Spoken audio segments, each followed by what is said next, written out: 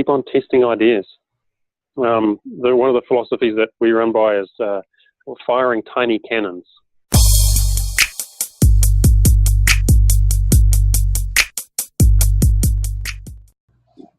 Hey guys, welcome to the Your Wealthy Journey show. It's where we interview people weekly on their success journey. And today we have Glenn Marvin on our show. Glenn Marvin, welcome on our show today.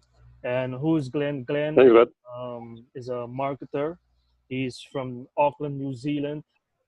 And I know he loves running and he loves traveling.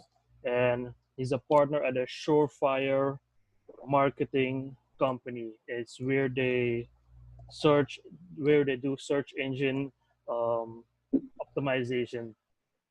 I hope I have that correct. And Yeah, absolutely, good stuff. okay, great. John, sorry, made a mistake there. Glenn, Glenn, tell us what does wealth mean to you? So I suppose, firstly, if you're chasing wealth, you'll never really succeed. So wealth is that sense, and in that sense, is a bit of a fallacy because it's a never-ending chase for more. The more you have, the more you want, and there's always that next tier up that you want to get to, and things like that. So for me, wealth is freedom. It's freedom to travel the world. It's travel the world where and when I want with the family.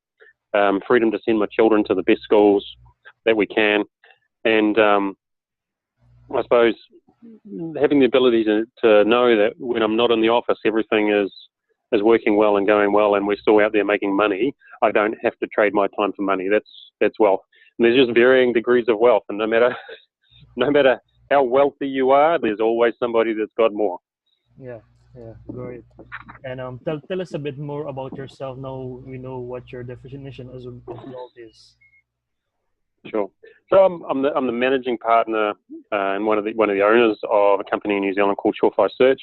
We're a specialist search marketing company, so that means that we do search engine optimization, we do Google AdWords, so pay-per-click advertising, Google Analytics, and I've got two partners in the company, and they, along with our staff, they're really our biggest asset, and they're the absolute experts in their field. I'm also about to launch another marketing company in the new year. I own a small travel company. I'm partners in a rapidly growing e-commerce business. Also owner of a raw honey company, so natural honey, and of which I'm also the beekeeper. And I run ultra marathons in my spare time. Wow, you got a whole plate that you're doing. Yeah, it helps keep me sane. But I suppose if you wanted me to go, I can sort of give you a little bit of the backstory of how I've got to where I am and those things that have sort of led to that. Yeah, sure. So go ahead. Like a lot of people, and I'm not a big fan of this term entrepreneur. I'm a businessman. I own a business. I think entrepreneurial is a mindset rather than a title. So I'm entrepreneurial, but I don't consider myself as an entrepreneur because I'm a business owner. I just own multiple businesses. Okay. My life, if I wind the clock right back, I suppose my life it hasn't always been easy. I came from a broken home. I've had an amazing supportive mother who brought us three boys up, and my two brothers up pretty much by herself. Even when I was a little kid, I had like bladder problems, so I got teased a lot and things like that. But I'm actually, that's one of the things I'm actually incredibly grateful for because it made me bloody tough. It made me stubborn. It made me a hell of a fighter because, when somebody's constantly picking at you and pushing you and pushing you and pushing you, you either break or you get stronger. Okay. I was an average student at school. I went to university because it seemed like the thing to do. I dropped out of university after 6 months, and I went to teachers training college because I wanted to, help people. And I found teachers training college wasn't for me either. I dropped out of that after 6 months. I started washing car windscreens at traffic lights and selling products door to door. So, no remarkable sort of journey of success early on in my life. I'm not young. I'm 44 years old. But I used my sales skills to great effect, and that really is I fell in love with the process. I fell in love with understanding people and how to relate to them and how to connect to them. I used those sales skills to travel the world for about 5 years in my early 20s. And what I really found when I was traveling was that I had an uncanny ability to connect people. So I could quickly identify their needs and either develop a solution or find somebody else that could help them out. And that was way before Facebook and LinkedIn and things like that. So it was an interesting time. But it was a very, very good commodity at that time to have. So I ran pubs in wealthy areas of London. I worked in nightclubs in South Africa.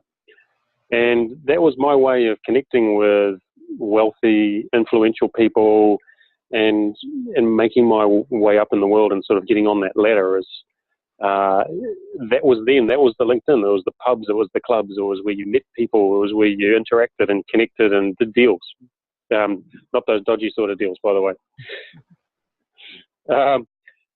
But having lots of connections and working in those environments, it did sort of come at a price. And so in my mid-20s, I decided to grow up and come home and get a real job.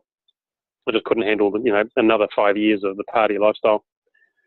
And I came back and I joined the police force because again I wanted to help people. And I stuck that out for 7 years. And while it was a noble idea, the reality is I would have been stuck in a job that would have made me very, very cynical in the end. And I wasn't really genuinely feeling I was helping people. I was cleaning up messes all the time. Yeah. So I got back into sales, and in your mid-20s, getting into corporate life in sales was a great thing. And I ended up working for a VC company, helping run companies and turning them around, and then we were selling them. And it was then that I really fell in love with the marketing side. And there I was looking at people, understanding what that was that they were wanting and needing. And I've always been like a people watcher. I've always sat in cafes and bars and pubs and looked at somebody and gone, developed their backstory in my head and just made it up and sort of imagined their life and who they were and what they wanted in life and where they were going. And it was a great way to pass the time traveling. Wow. And you turn that around and you put that into a marketing perspective, and today it's just developing personas. And so that's what I've really been doing in marketing since then is looking at things from the consumer point of view and trying to really develop ideas that appeal to the consumer rather than just thinking, okay, well, I've got to sell something for my business. So that was great. Then 2011, I was lucky enough to come across Surefire Search. It was already an established company, and I came on board as their director of sales. And they were selling AdWords and online advertising, which was going off, and I'd been involved in that industry for a little while at that stage. And so in the next 3 years, I built a team from scratch, up to a team of 25 salespeople. And from scratch, we ended up going from scratch to a turnover around about $5 million a year in a little over 3 years. We then sold that to an American company, and I went with that American company in a key role there and hired another 100 staff over the next 15 months. Totally burnt out, hated the corporate life again, and left that and bought back into Surefire Search.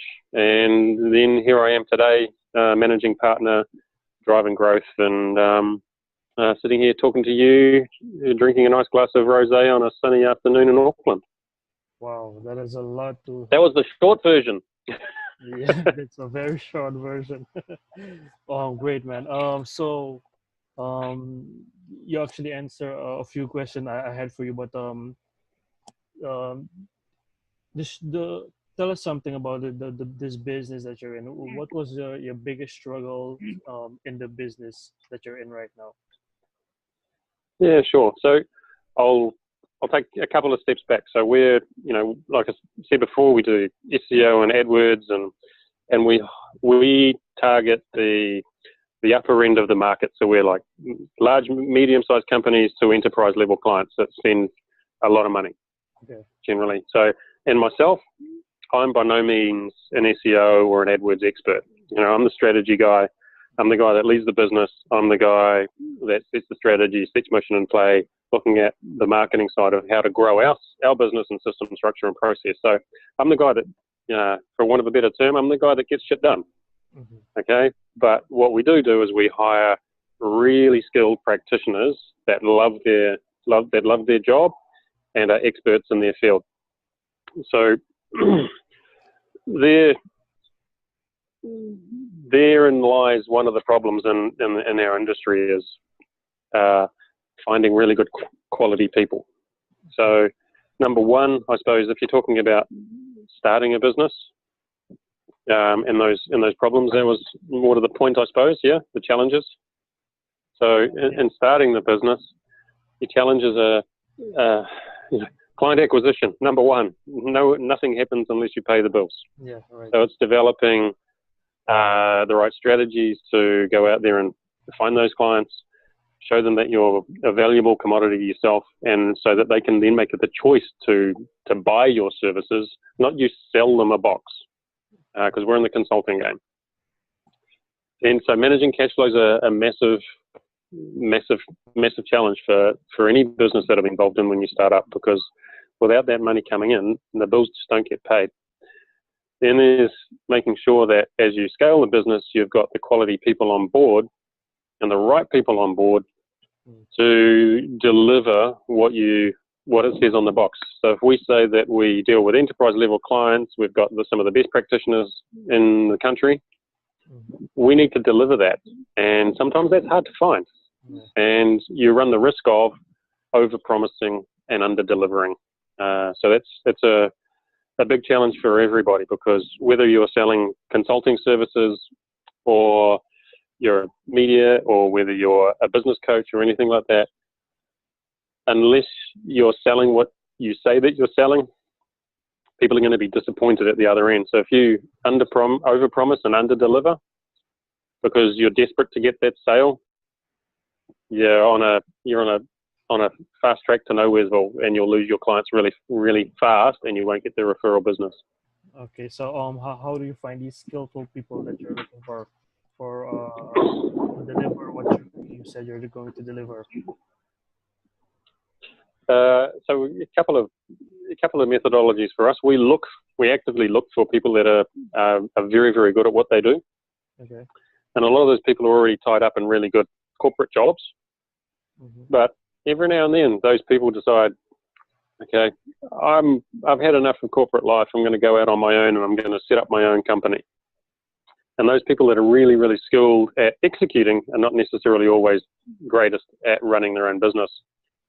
So we give them a little bit of time, and we bring them on board, and we start feeding them business.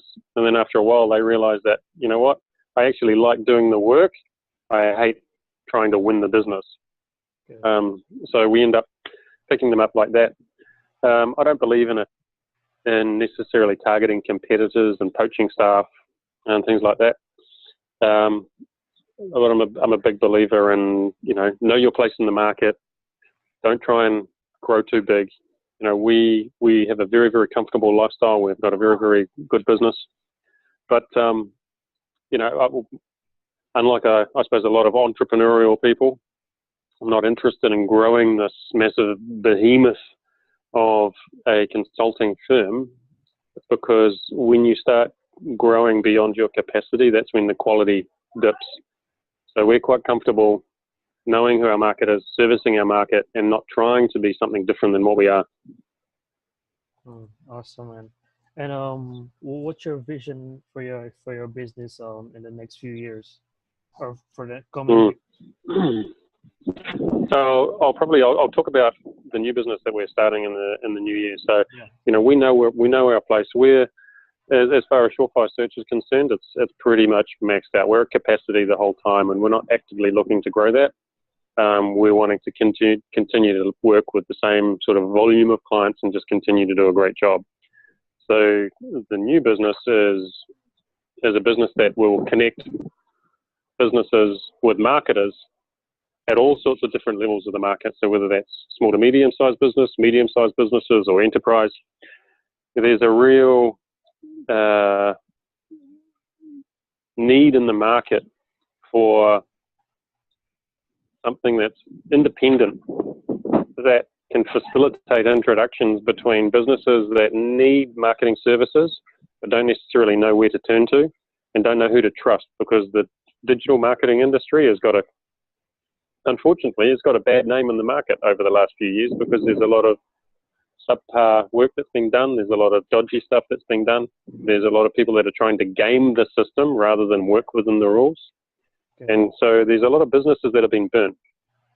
So where I want to see this company go, and the company is called Connector, okay, is we want to see a fantastic network of trusted, ethical marketing professionals being able to be introduced to businesses that just want great communication. They want to work with good, solid people that have got a client-centric attitude. And that has got probably 10 times more potential to grow incredibly fast and incredibly big than our traditional business, Surefire, because there is no slot in the market. Okay. Because we can capture that entire market, because we have relationships with other enterprise level marketing practitioners. We've got relationships with amazing strategists. We've got relationships with people that can service your plumber and your dentist and your other small business. So we can facilitate an amazing introduction service. We can help them manage their advertising. We can make sure that there is advocacy services to make sure that the results that they're getting are within their expectations. And so in the next, I'd say 5 years, we expect that to grow to around about 1,000 clients. 1,000 clients. Mm-hmm. Wow. And our next question is, what do you advise young people, millennial people, in starting their own business to achieve their dreams? Don't be afraid to fail is probably the biggest one. Okay. Invest in yourself. Don't get caught up in this whole 20-something entrepreneur getting a job, idea that, I need to be an entrepreneur. I need to start a business. I need to go out there and make my first $1 million by the time I'm 25. The biggest problem a lot of 20-something-year-old entrepreneurs have is they've all got great ideas, and they're either afraid to execute, or they don't have the skills or the network to be able to actually execute. So my advice is, you've got plenty of time. Don't be afraid to get a job, right? A job can fund your education. A job can fund all those other things that you need while you're building your network of people that you can then call on when you've got the skills and you've got a bit of cash behind you and you've got the most amazing idea. But find something that you're passionate about, learn the industry, then you can just keep on testing ideas. One of the philosophies that we run by is firing tiny cannons. Okay, and what I mean by that is test small, fail fast. So if you're going to try something, if you want to do something in e-commerce, open up a Shopify store, $29 a month.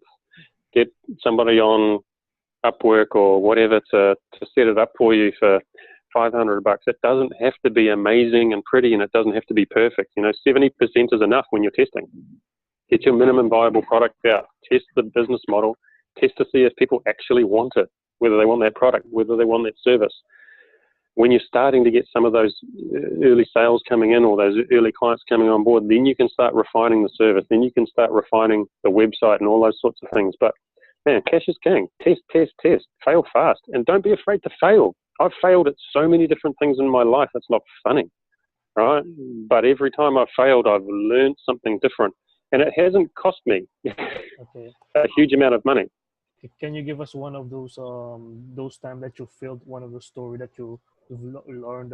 Yeah, so I've done some drop shipping, and that went really well, but I hated it. I hated all the negativity. I hated all of the having to deal with all of the customer complaints, and whether I was, having VAs handle those or not, that didn't stop the fact that there were complaints and people weren't happy and the service wasn't great. Yeah, they were buying something cheap, but it was taking 6, 8, 10, 12 weeks to arrive. And some people do an amazing job at that. For me, right, opportunity to make money, but it's not something I enjoyed doing. So toss, move on, right? Cost me $500 to set the website up. Everything was through AliExpress and, all of those sorts of things. All the drop shipping, Oblero, didn't matter. I'm happy to lose $500, right? Doesn't matter. I set up a pet sitting website where people can, connect people that want to look after pets with people that are going away so that they can look after their pets. It was a pain in the ass. There's other people that are doing it and they're doing it well. Didn't enjoy it. So you got to do something that you love. Shut it. I literally gave it away. Okay. There was another one, a house sitting company. And the people that took it over, they were passionate. They loved it. And they've done an amazing job and they're making good money. It wasn't for me. Didn't like it. I literally gave that away as well. I could have sold it, but so don't be afraid to fail. Okay. There is this terrible, terrible mindset out there that I'm never going to give up no matter what, because this idea, I'm so passionate about it. I've seen so many people lose everything, because they have been too stubborn to see the writing on the wall and they haven't known when to say enough. And a lot of that is, especially in these days, where somebody is maybe trying to develop a software product and they just keep on throwing money at development. And then somebody else comes up with something that's almost exactly the same, and it's a live product that works and does well, and there's a dead in the water, and they've lost everything, their house, their marriage, the whole lot. So that's when it's important to have people around you that you trust, that, when they say no, you take that as a really good signal. Because it's an expensive game if you don't play it well. Okay, great, man. I think we got a lot of value from that. We'll go now to the next round, the fun round, to know you a bit better. Are you ready for that? Yeah, I'll try.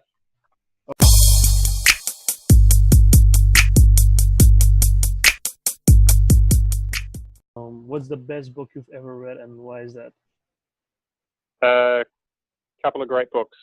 From a business sense, one of them is The Rules of Work, and it's a great common sense, really well, simple, structured book that you can come back to at any stage in your career and go, you know what, this is what I should be doing. I should be fighting for my team like this, or I should be standing up for myself like this, or you know what, I should be working better in this area. It's got some real simple stuff in there.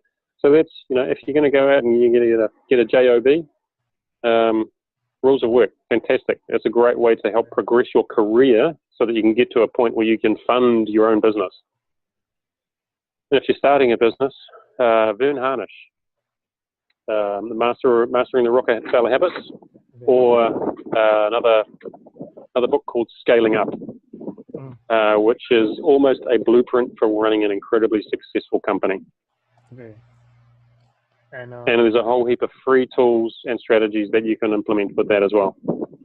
Okay, great. And what's a daily habit that contributes to your success? Look after your body, fitness and health.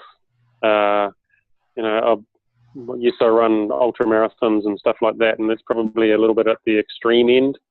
But it's amazing the difference that having a physically fit body does for your mental health.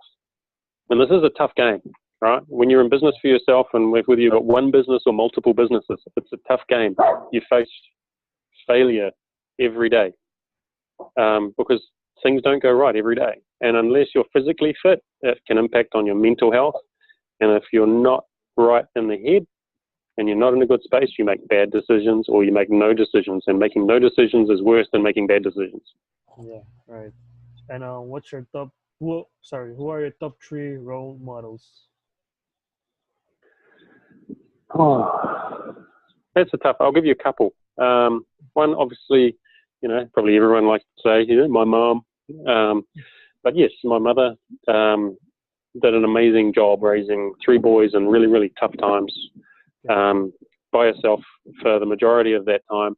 Instilled a lot of really good values in both myself and my brothers, and made me see what it was like to work hard, but also do right by others.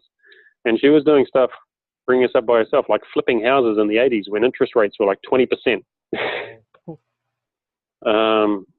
And doing an amazing job. So that really inspired me to go out there and do things for myself, but also, do it, but do it right. And then, on a completely other field, another different tangent, there's a Kiwi basketballer, a New Zealand basketballer in the States playing for OKC called Steven Adams. He's a young guy in his 20s, right? Multi-million-dollar contract. But he epitomizes to me what it's like to be a true professional, right? He's not full of himself.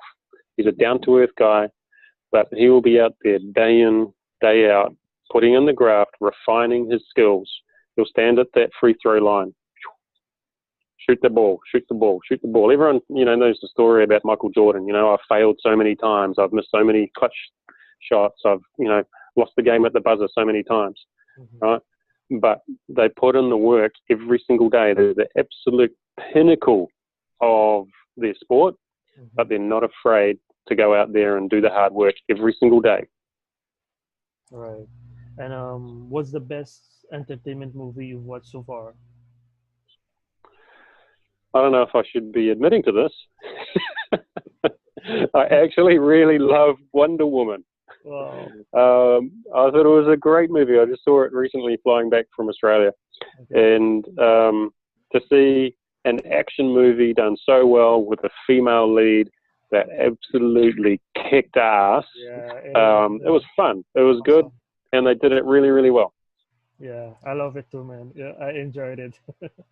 And, I am looking forward to the next Star Wars movie coming out. I'm a bit of a Star Wars fan. Yeah, great. Let's say you woke up one day and you had no money, only food, shelter, a laptop, and the internet. What would you do in the next 30 days to earn $1,000? That's easy, man. I'll just pimp myself on the internet. I'll back myself to sell it any day. And how would you pimp yourself? Sell what's in here. That's worth more than $1,000. That's worth about $1,000 an hour at the moment. Oh wow! So you could probably make at least if you worked 1 hour a day, 30K in a month.